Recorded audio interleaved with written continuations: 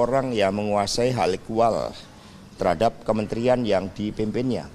Dia merupakan pembantu presiden, kedudukannya kuat, sehingga posisi menteri itulah yang seharusnya benar-benar dipilih dari kalangan profesional, dan dengan melihat tantangan pemerintahan ke depan yang tidak ringan, maka profesionalitas, kompetensi dari kementerian itulah yang diharapkan oleh PD Perjuangan daripada sekedar bagi-bagi jabatan kekuasaan politik. Struktur kementerian yang ada saat ini sebenarnya masih relevan di dalam menjawab berbagai tantangan-tantangan ke depan, terlebih dengan melihat beban anggaran yang sangat berat akibat ketergantungan terhadap utang luar negeri kita. Mas, itu PDIP diajak diskusi nggak ya, Mas, sebagai bagian dari koalisi? Itu merupakan hak sepenuhnya dari Presiden. Buat kami lebih baik bekerja ke bawah, mempersiapkan pilkada serentak, dan kemudian mencari pemimpin-pemimpin yang baik melalui proses kaderisasi partai. Mas, ini kan ada salah satu ponakannya Prabowo begitu, Mas. Ini gimana? Apakah tidak ada konflik of interest atau gimana? Ya, sebenarnya kita melihat yang penting seseorang itu dipersiapkan menjadi pemimpin. Seseorang memiliki kompetensi di bidangnya untuk menjadi seorang menteri termasuk wakil menteri. Memerlukan syarat-syarat leadership, syarat-syarat teknokratik, syarat-syarat memahami bagaimana kebijakan melalui legislasi, melalui perencanaan keuangan yang baik, itu dapat diatasi berbagai masalah bangsa dan negara, dan kemudian kita dapat melangkah ke depan. Sehingga mari kita lihat saja beberapa bulan ke depan, karena evaluasi itu kan selalu dilakukan dan rakyatlah yang akan melihat apakah keputusan tersebut tepat atau tidak. Terkait dengan pilkada, Mas, ini kan kemarin maksudnya untuk Pilgub Sumatera Utara dan Jawa Timur ini ada kemungkinan untuk Mas Bobi maupun Bu Kofifa itu melawan kota kosong. Dari PDI Perjuangan sendiri, apakah sudah mempersiapkan calon tandingan gitu, Mas? Ya, demokrasi ini kan ada ruang kontestasi, baik dalam kaitannya dengan ide, gagasan maupun figur. PD Perjuangan di Sumatera Utara bisa mencalonkan sendiri. Di Jawa Timur kami juga sedang membangun kerjasama politik, sehingga kotak kosong itu tidak akan terjadi untuk Provinsi Jawa Timur dan Sumatera Utara. Karena ini juga mencerminkan aspirasi rakyat terhadap adanya alternatif calon pemimpin. Bagi PD Perjuangan kami terus bergerak cepat, bahkan hari Selasa yang akan datang kami akan undang pers. Kami sudah mengadakan pelatihan tim kampanye pada batch yang ketiga. Sehingga bagi kami pilkada bukan sekedar figur, tetapi ini konsolidasi partai, ini pergerakan mesin partai.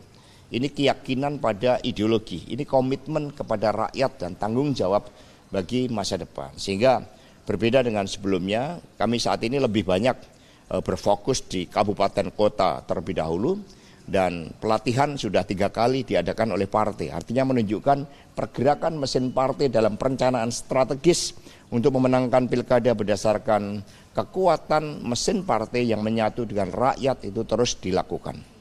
Jakarta gimana, Mas? Kemarin Ahok bilang seru nih rematch sama Anies, Mas. Ya, Jakarta kita cermati masih sangat dinamis.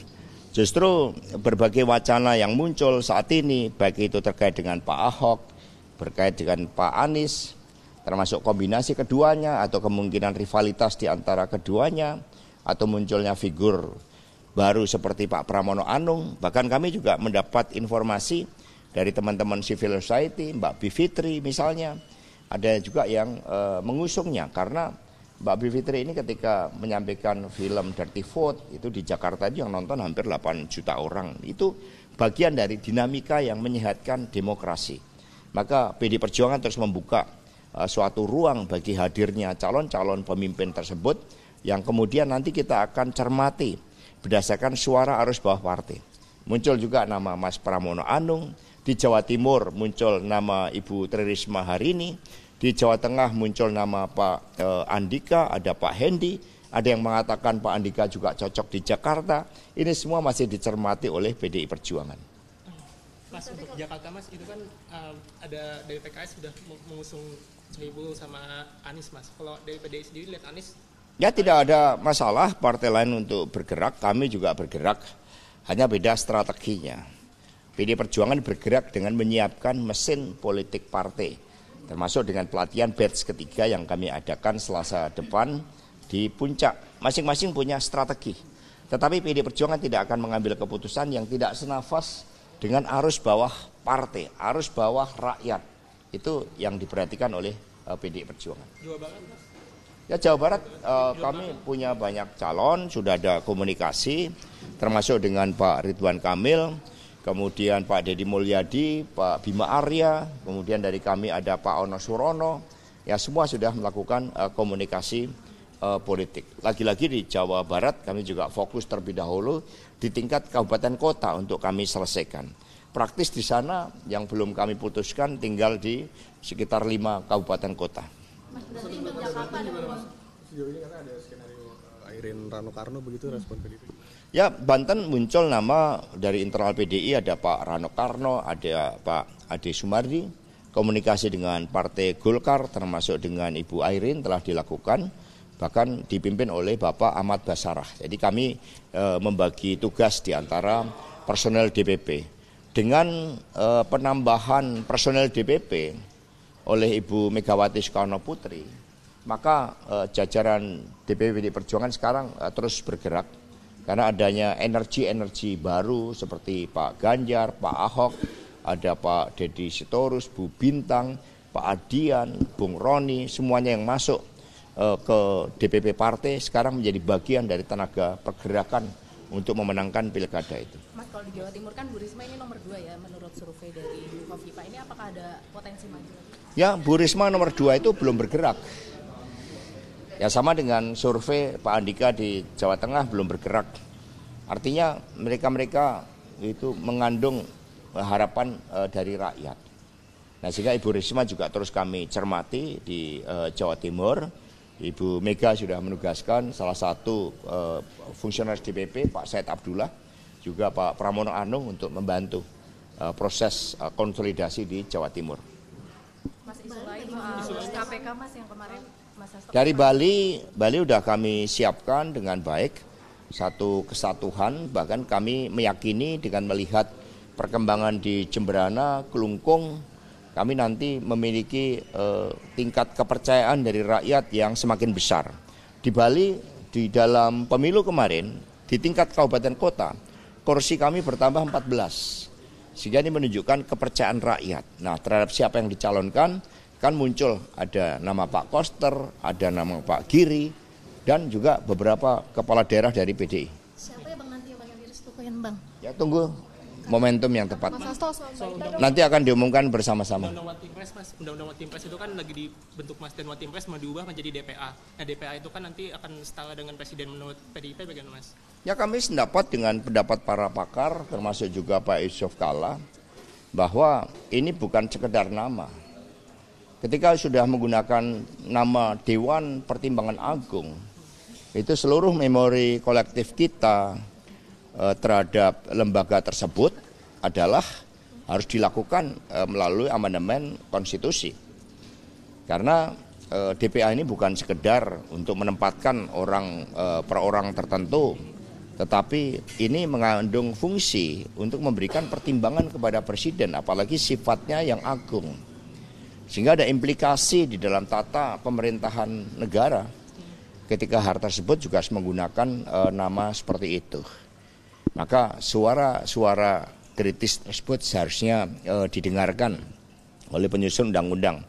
Jangan sampai fenomena autocratic legalism itu dibiarkan terjadi. Mas soal KPK Mas kemarin Mas dipanggil KPK, tapi ditunda ya, kenapa Mas? Saya sendiri baru tahu pagi hari, suratnya sudah seminggu katanya, tapi saat itu saya sedang tugas di Jogja, diterima oleh driver kami, dan kemudian tidak ada laporan sehingga saya tidak tahu. Maka kemarin kami mohon maaf betul bahwa kami tidak bisa menghadiri karena kemarin saya memimpin rapat pilkada. Tapi dari keterangan yang disampaikan oleh Wasekjen Bapak Adi Darmo, ada kemungkinan hal tersebut terkait dengan dugaan untuk dimintai keterangan terkait dengan korupsi yang terjadi di kereta api. Saya pribadi tidak ada sangkut pautnya dengan hal tersebut, tidak ada bisnis. Kalau saya disebut sebagai konsultan memang di KTP saya, karena dulu saya bekerja di BUMN, ruang lingkupnya adalah consulting, maka saya tulis konsultan, belum saya rubah sampai sekarang di situ. Sehingga ya nanti saya akan datang. Kalau berdasarkan keterangan dari Wasekjen Adi Darmo, itu dikaitkan dengan Pilpres 2019, di mana posisi saya saat itu sebagai sekretaris tim pemenangan. Karena terkait dengan ada yang memberikan bantuan, dan kemudian disinyalir bantuan tersebut apakah ini masih didalami oleh KPK. Ada kaitannya dengan persoalan korupsi tersebut. Ya kami akan hadir, karena kami sejak awal memang punya komitmen yang sangat besar terhadap penegakan hukum dan pemberantasan korupsi. Jadi kita tunggu saja hasilnya, karena saya juga belum tahu, diminta sebagai saksi. Tapi saya pastikan saya nggak ada kaitannya dengan persoalan tersebut, karena memang saya ini nggak ada bisnis. Mas, untuk DPA ini kan nantinya atau DPL itu akan menjadi presidential club kan Mas. Nah itu nanti salah satunya ada Bu Mega. Bu Mega sendiri mau nggak kalau ditawarin jadi anggota DPA Mas? Namanya kan DPA bukan presidential club. Jadi people club itu jauh lebih baik. Jadi nggak ada itu ya. Jadi Ibu Mega fokus pada tugas beliau. Ya, telah dipercaya oleh Presiden selaku Ketua Dewan Pengarah BPIP, Ketua Dewan Pengarah BRIN. Itu tugas yang tidak ringan. Dan juga sekaligus sebagai Ketua Umum PDI Perjuangan. Mas Hasto, tanggapan soal makan gratis dong Mas, ini kan berubah-berubah terus nih. Terus pengen klarifikasi soal ternyata nggak jadi 7.500, balik lagi ke 15.000, tanggapannya Mas? Justru nanti saya ajak wartawan ketika program itu dijalankan, kita makan gratis bersama-sama ya. Ya. Cawagup dari Lampung kemarin kan katanya komunikasi dengan Gerindra. Sekarang udah ada namanya belum? Cawagup dari PDI. Masih dikomunikasikan. Maka kalau untuk Pilgub ini kan ada bejana berhubungan. Tetapi kalau kabupaten kota kami relatif bisa membangun kerjasama yang baik di tingkat kabupaten kota dan kemudian akan dilanjutkan. Karena peta gubernur itu tidak terlepas dari peta kabupaten kota. Contohnya di Banten kami banyak kerjasama di tingkat kabupaten kota dengan Golkar. Maka di tingkat provinsi itu juga berkomunikasi dengan Golkar. Di Lampung banyak berkomunikasi dengan Gerindra karena di tingkat kabupaten kota seperti itu. Sehingga nanti di tingkat provinsi bersama dengan Gerindra. Itu kira-kira desain kerjasamanya. Di Jawa Timur banyak juga dengan PKB. Hal seperti itu sesuai dengan kondisi sosiopolitik di daerah. Berarti nama cawagupnya belum ada? Nama cawagup sudah ada dari PD Perjuangan. Kami ada 2, yang itu ada Pak Umar, kemudian ada Pak Tono, tapi mengerucutnya itu adalah kepada Saudara Umar, ya Bupati Tulang Bawang Barat kalau tidak salah, 2 periode. Mas Hasto yang untuk panggilan KPK itu kapan rencananya Mas Hasto mau datang atau menunggu panggilan surat? Ya kalau boleh datang baru dikomunikasikan tim hukum. Sekiranya minggu depan kami boleh datang ya kami akan datang. Mas ini kan juga di Pemkot Semarang itu juga sedang disorot ya Mbak, nama Mbak Ita juga terseret. Kalau dari PDI Perjuangan melihatnya ini sedang ditarget nggak ada politik? Sebenarnya secara historis menjelang pilkada serentak itu memang ada berbagai dinamika politik hukum.